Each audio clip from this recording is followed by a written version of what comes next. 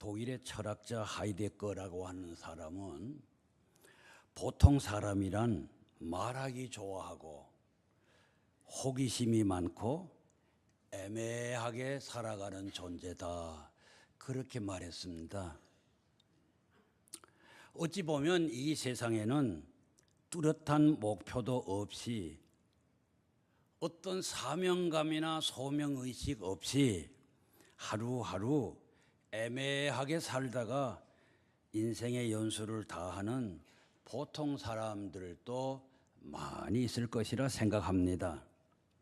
그러나 저는 그리스도인은 애매하게 살아가는 보통 사람들이 아니고 부르심을 받은 사람으로서, 보냄을 받은 사람으로서 분명한 목표를 가지고 살아가는 사람이라고 생각합니다. 보통 사람들이 자기의 지위나 가지고 있는 물질적인 풍부함을 자랑할 때 그리스도인들은 사명자이기 때문에, 소명의식을 가지고 있는 사람이기 때문에, 하나님의 자녀라는 긍지를 가지고 있기 때문에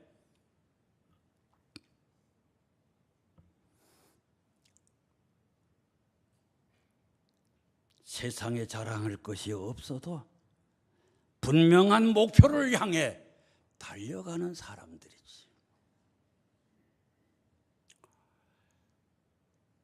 예수님께서 활동하실 때 어느 날 바리새파 사람들 중에 예수님께 대해서 호감을 가진 사람들이 있었던 것 같아요.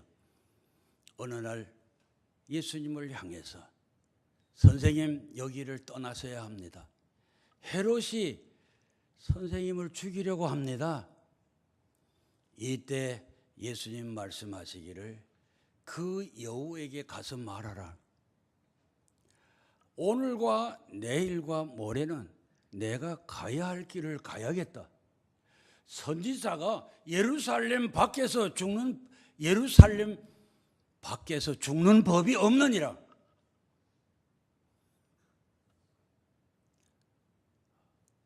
오늘과 내일과 모레는 내가 가야 할 길을 가야겠다.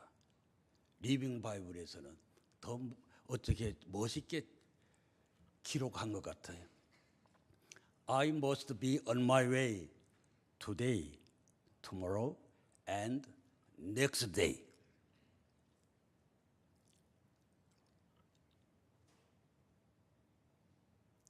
저는 이 말씀이 어느 날 내게 다가와서 그 말씀이, 그 예수님의 고백이 나의 고백이 되기를 기도하며, 오늘과 내일과 모레는 내가 가야 할 길이 있다. 내 갈 길을 가리라. 그런 생각을 하며 삽니다. 여러분, 조용히 가슴에 손을 얹고 저를 따라 해보시기 바랍니다. 나는 부르심을 받은 하나님의 자녀입니다.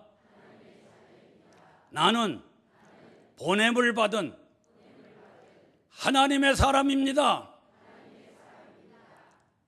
옆에 있는 분을 보고 말해보세요. 당신은 부르심을 받은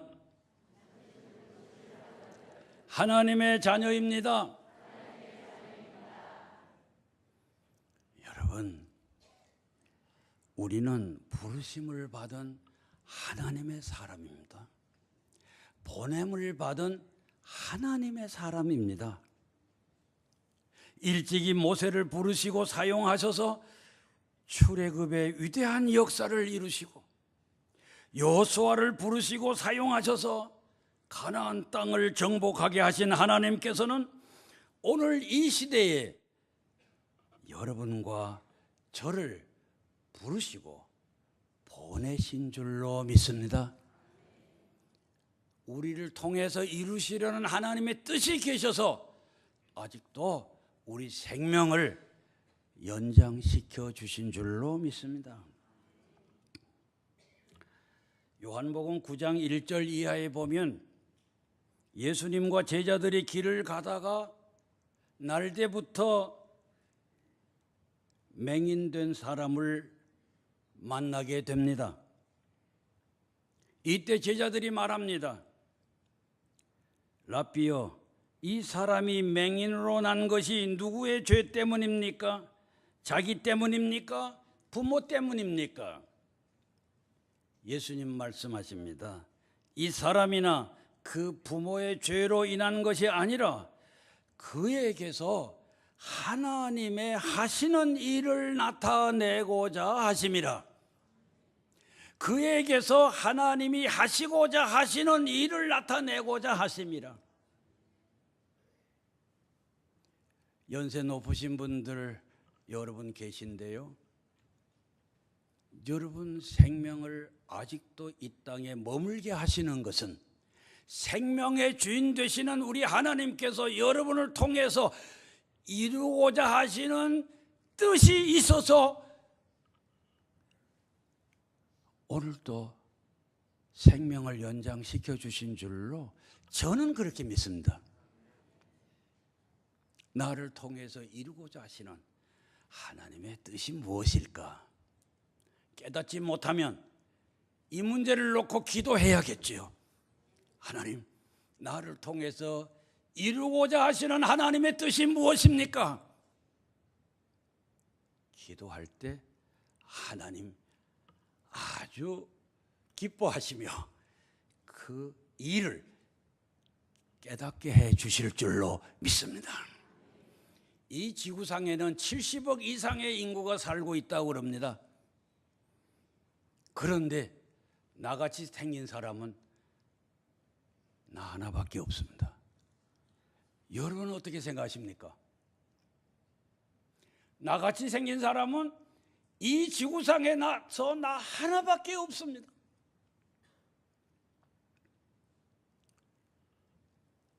그런데 내가 누굽니까? 하나님의 작품이라고 성경은 말합니다.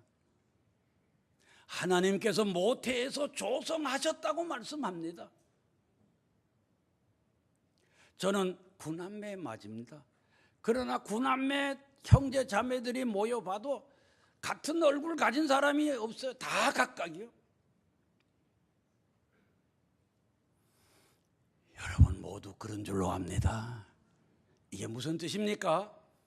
이 지구상에 70억 인구가 산다 하더라도 나를 통해서 이루시려는 하나님의 뜻이 있고 여러분을 통해서 이루시려는 하나님의 뜻이 있어서 이 땅에 살게 하시고 또 문제도 많고 복잡한 어려움도 많은 이 한국 땅에 우리가 살게 된 것은 하나님께서 우리를 통해서 이루시려는 남다른 뜻이 있는 줄로 믿습니다. 노벨 평화상을 받은 분들 중에 두 분 여성이 기자들 앞에서 인터뷰한 내용이 제게 감동이 되어서 기록해 왔습니다. 한 사람은 미국 시카고 빈민가에서 일을 하던 사회사업가 제임스 아담스입니다. 이분이 기자들 앞에서 이렇게 말합니다. 내가 빈민가에 온 것은 내 의지가 아니고 하나님께서 나를 보내셨기 때문에 온 것입니다. 인도의 캘커타 빈민가에서 활동하던 테레사 수녀의 고백도 같습니다. 하나님께서 나를 보내셨기 때문에 나는 하나님의 말씀에 순종하기 위해서 여기에 온 것입니다. 하나님의 부르심에 순종하여 일한 것뿐입니다. 부르심을 받은 자로서의 의식을 가지고 살았다는 얘기죠.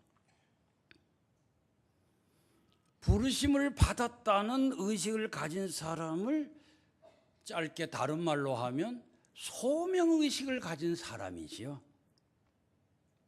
보내심을 받았다는 의식을 가진 사람은 다른 말로 표현하면 사명의식이 있는 사명의식이 있는 사람이지요. 적어도 그리스도인들은 보통 사람들이 아닙니다. 왜요? 사명의식이 있는 사람이요 소명의식이 있는 사람들이기 때문입니다. 비록 세상에 가진 것이 넉넉하지 않다 하더라도 지위가 없고 또 남보기에 그렇게 우러러 보이지 않을지 모르지만 그래도 나는 하나님께서 이 일을 위해 여기에 보내셨으므로 나는 이 일을 해야겠다. 오늘과 내일과 모레 무슨 상황이 벌어진다 하더라도 내 목숨을 위협하는 이 사건이 생긴다 하더라도 나는 내가 가야 할 길을 가야겠다 라고 고백하신 예수님처럼 그렇게 살아가는 사람들이 그리스도인이 아니겠습니까? 그런 면에서 믿지 않는 사람들 넌 크리스천하고 구별되는 거죠. 그리스도인들은 그런 면에서 구별되는 거예요. 멋있잖아요. 여러분 혹시 이 세상에 살기 때문에 우리가 세상 사람들이 가지고 있는 가치관을 가지고 우리가 거기에 빠져들어서 그들의 가치관을 가지고 나를 평가할 때가 혹 있어요. 왜? 이 세상에 가진 자가 존경스럽고 높은 지위를 가진 사람들이 우러러 보이니까요. 물론 다 그런 분들이 존경스럽고 우러러 보이는 것 좋지요. 그러나 그보다 더 소중히 여겨야 할 일은 나는 사명자라는 거죠. 나는 소명의식을 가지고 있는 사람이라는 거죠. 부름을 받았고 보냄을 받은 사람이라는 의식을 가진 사람이 크리스찬이다 그 말이죠. 그렇다 하면 이런 크리스찬들은, 이런 하나님의 자녀들은 어떤 삶의 태도를 가지고 살아야 할까? 오늘 이 부분에 대해서 잠깐 말씀드리려고 합니다. 전도서 1장 2절에 보면 이런 기록이 있습니다. 전도자가 이르되 헛되고 헛되며 헛되고 헛되니 모든 것이 헛되도다.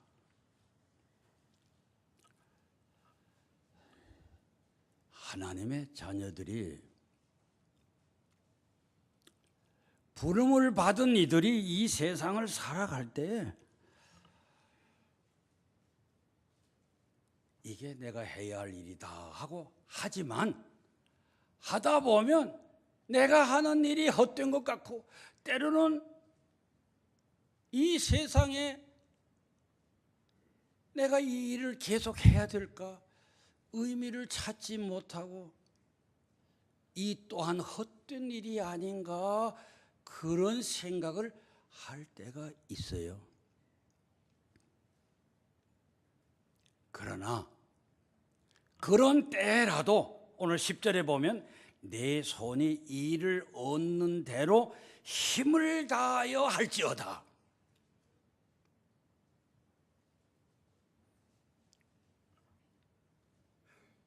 내가 해야 할 일이 이거다라고 믿어지면 힘을 다하여 할지어다. 미국 대통령을 역임했던 지미 카터의 일화 중에 여러분이 아마 일반적으로 알고 있는 일화가 있습니다. 소개하겠습니다. 그가 사관학교를 졸업하고 해군 초급 장교로 근무하고 있을 때 당시 해군 제독이었던 하이만 리카피가 카터가 근무하는 부대를 방문했답니다. 해군 제독은 카터에게 질문을 했어요. 귀관은 사관학교에서 몇 등으로 졸업했는가? 카터는 즉시 대답합니다. 자신만만하게 말입니다. 750명 중에 55등으로 졸업했습니다. 그런데 750명 중에서 55등 하면 상위급이 아닙니까? 잘한 거죠. 우등생이죠. 그런데 해군 제독은 카터의 어깨를 두드리면서 왜 귀관은 최선을 다하지 않았는가? 라고 책망을 했다는 겁니다. 이 말을 들은 가토는 굉장한 충격을 받았습니다. 내가 최선을 다했더라면 55등이 아니라 20등, 아니 1등도 할 수 있었는데 하면서 최선을 다하지 않았던 것을 부끄럽게 생각했습니다. 이후에 왜 최선을 다하지 못했는가? 이것이 가토의 좌우명이 되고, 이때부터 가토는 무슨 일을 하든지 손에 닿는 대로 최선을 다하고 힘을 다하여 일하는 생활 습관을 갖게 되었다고 합니다. 무슨 일이든지 힘을 다하고 최선을 다하는 가토는 땅콩 농장 주인에서 주지사가 되고, 미국 남부의 한 주지사가 미국 대통령이 되었어요. 대통령 퇴임한 후에도 연금을 받아 평안하게 살 수 있을 터인데도 쉬지 않고 빈민 지역을 찾아가서 집을 짓는 목수 일을 하고, 분쟁이 있는 나라를 찾아가서 평화의 사도로 역할을 열심히 하고 있다는 것, 아마 여러분이 다 아시는 얘기일 겁니다. 그렇습니다. 열심히 해야 합니다. 최선을 다해야 합니다. 어떤 일이 주어지든지 힘을 다하여 해야 합니다. 이것이 그리스도인의 모습이어야 합니다. 예수님께서는 아버지께서 일하시니 나도 일한다 하시면서 안식일에도 병자들을 고치시고 생명을 살리는 일을 하셨다는 것, 여러분이 다 아시는 바이지요. 또 여우도 굴이 있고 참새도 보금자리가 있지만 나는 머리 둘 곳도 없다고 하시면서 부지런히 힘을 다하여 일하신 예수님을 성경은 증언하고 있습니다. 부르심을 받은 하나님의 자녀들은 어떤 일이 맡겨지든지 가정에서나 교회에서나 직장에서나 어떤 일이 맡겨지든지 힘을 다하여 하라. 이것이 오늘 성경에서 우리에게 주는 귀한 메시지라고 봅니다.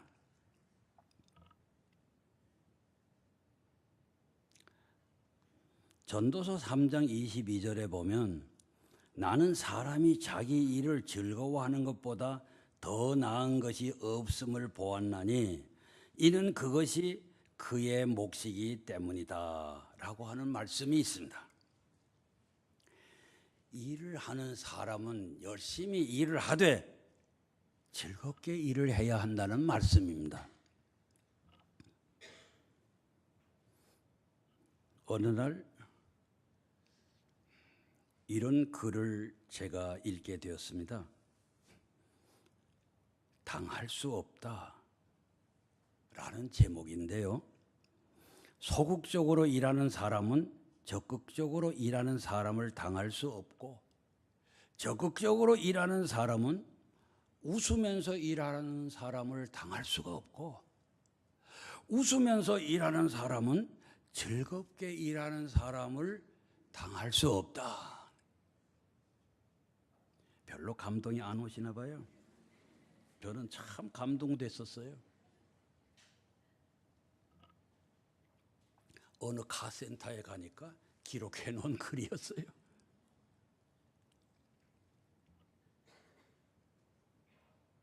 여러분, 즐거운 마음으로 일하고 싶지만 즐거운 마음으로 일한다는 건 쉬운 일이 아닙니다. 지금 내가 하고 있는 일들이 내가 원하는 일이고 존경받는 일이고 장래성이 있는 일이라면 즐겁게 일할 수 있을 것입니다. 그러나 세상 일들이 다 그런 것만은 아니지 않습니까? 때로는 억지로 해야 할 일들도 있지 않습니까? 교회 일도 어떤 때는 억지로 해야 될 일도 있어요.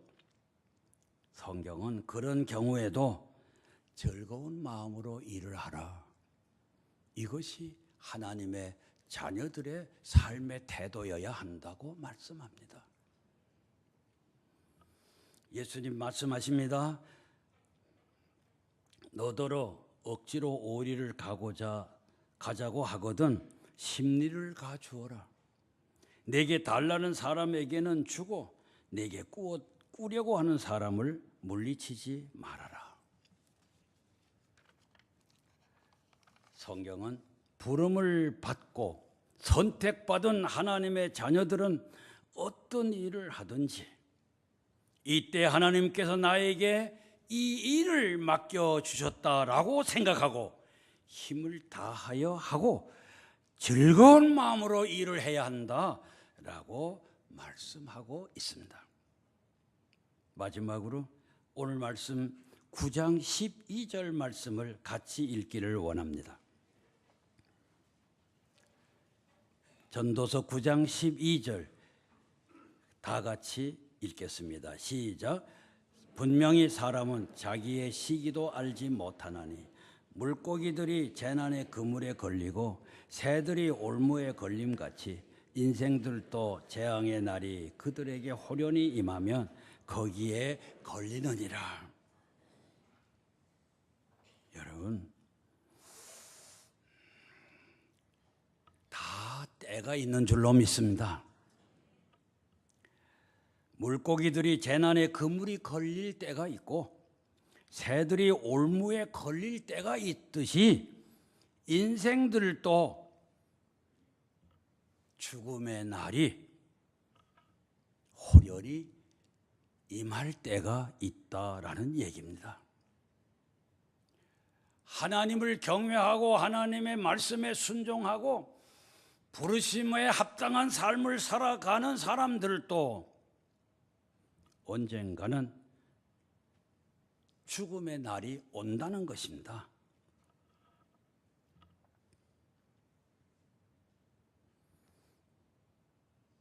때문에 여러분도 저도 언젠가는 하나님께서 부르시면 모든 일을 중단하고 하나님 앞에 가서 심판을 받게 될 것입니다. 때문에 전도서 7장 2절에 보면 이런 말씀이 있습니다. 살아있는 사람은 누구나 죽는다는 것을 명심하여야 한다. 라틴어로 옮기면 간단합니다. 메멘토 모리. 메멘토란 생각하다, 모리란 죽음이라는 말입니다. 죽음을 생각하라. 메멘토 모리. 죽는 줄 모르고 일하는 사람도 있어요. 어리석은 사람이에요. 언젠가는 하나님 부르시면 나는 하나님께로 가야 된다 라고 하는 생각을 하면서 내게 주어진 일 최선을 다해서 하고 힘을 다해야 하고 즐겁게 일을 하다가 부르시면 하나님 앞에 가야겠지요. 미국의 백화점 왕으로 불리는 존 와나메커는 백화점과 철도 사업으로 큰 재벌이 되었는데 83세에 임종을 맞이하게 되었습니다. 아들의 손을 잡고 그는 이렇게 말했답니다. 아들아, 너는 이 세상에서 가장 실패한 사람의 손을 잡고 있다. 아버지 무슨 말씀이십니까? 아버지는 사업에 성공하신 분입니다. 아버지 휘하에는 10개의 대기업이 있고 수천 명의 종업원이 있고 수많은 재산이 있지 않습니까? 아버지는 성공하신 분입니다. 그랬더니 아버지는 다시 말합니다. 아들아, 결코 그렇지 않다. 나는 지금 하나님 앞으로 가야 한다. 그동안 나는 나의 영광을 위하여 많은 일을 했지만 하나님을 영광을 위해서 한 일이 없구나. 이런 내가 지금 하나님 앞에 가게 되었으니 하나님 앞에 실패자로 설 수밖에 없지 않겠느냐 라고 아들에게 말했다는 얘기입니다. 그렇습니다. 하나님 앞에 설 날을 생각하면서 살아야 합니다. 메멘토 모리, 죽음을 생각하면서 열심히 일하고 즐겁게 일해야 한다는 얘기입니다. 이렇게 죽음을 생각하라고 하면 젊은이들 생각에는 나는 아직 멀었어 라고 생각할지 모르겠어요. 그러나 윤동주라는 시인은 28세에 세상을 떠났는데 그가 24살에 쓴 시 중에 이런 시가 있어요. 죽는 날까지 하늘을 우러러 한 점 부끄러움이 없기를. 24살의 청년이지만은 죽음을 생각하며 죽는 날까지 하늘을 우러러 한 점 부끄러움 없기를.